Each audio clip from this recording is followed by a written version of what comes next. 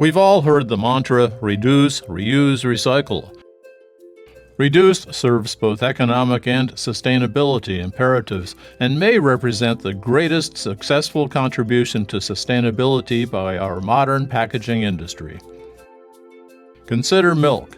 What used to be sold in glass containers shifted to rigid plastic and then to extremely lightweight and minimally flexible multi-layered cartons.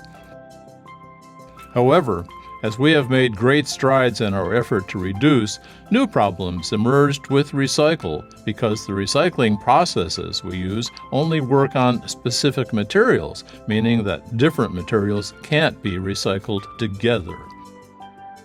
This means that our ability to recycle depends on our ability to sort.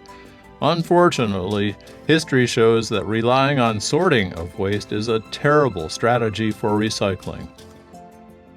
The folks who collect our recyclables deliver them to what are called material recovery facilities, or MRFs for short.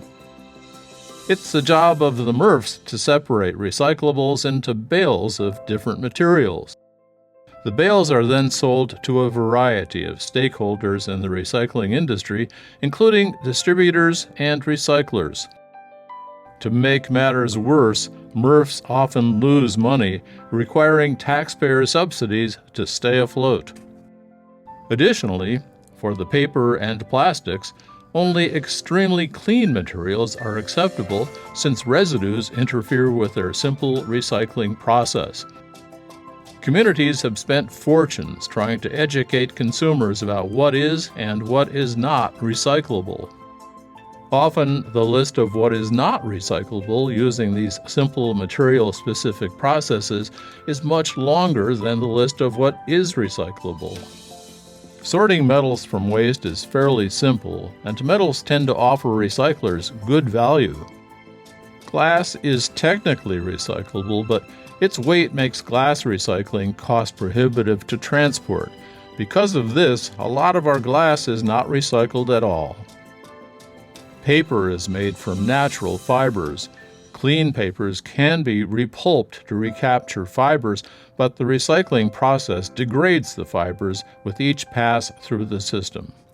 Because of this, there are limits to how many times any paper can be recycled. This means we still need to harvest new fiber to make paper.